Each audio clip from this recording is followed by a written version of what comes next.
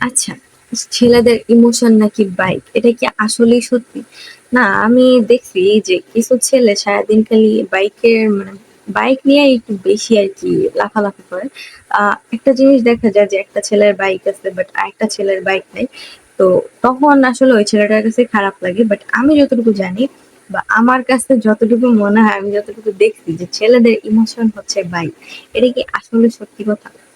জানি না কার emotion bike আর কার emotion হচ্ছে আপনার অন্য কিছু। বাট বেশিরভাগ ছেলেদের ইমোশনটাই হচ্ছে বাইক। আমি দেখছি বাইকে যে সে যে বাইক চালায় সে অ্যাক্সিডেন্ট করতেও পারে, আল্লাহ বাঁচাইলে সে বাঁচতেও পারে। ঠিক আছে? অ্যাক্সিডেন্ট করতেই পারে, এটা আসলে গ্যারান্টি নাই। কারণ যে বাইক চালায় সে লাইফে অ্যাক্সিডেন্ট করবে কি করবে না সেটা একমাত্র তার ভাগ্যের ব্যাপার। তবে করবে না যে এটার গ্যারান্টি খুবই কম। ঠিক আছে? সে বাঁচবে না না বাঁচবে সে আসলে ওইটা চালাইতে পারবে কি পারবে না সেটা সে দেখে না। সে হচ্ছে বাইক তার ইমোশন। এটা আসলে আমি এমনি বলতেছি না, কারণ আমি কিছু ছেলেরে দেখছি, ঠিক আছে? সারাদিন মনে করেন যে বাইকের ভিডিও দেখে টিকটকে ঢুকলেই, ঠিক আছে?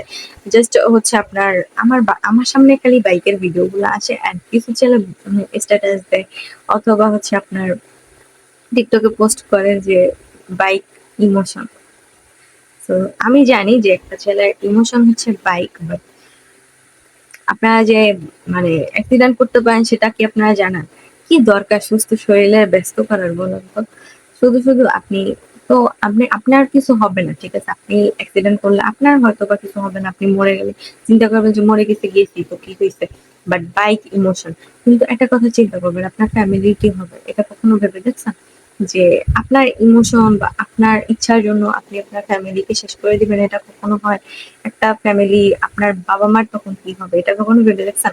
আ তো এইটা অবশ্যই ভাবা উচিত। নিজের ইমোশন, নিজের ইচ্ছা ঠিক আছে, বাট মানুষের কথা তো ভাবতে হবে। যারা আপনার বাবা-মা, আপনার ফ্যামিলি এদের কথা যদি না ভাবেন তাইলে তো হবে না।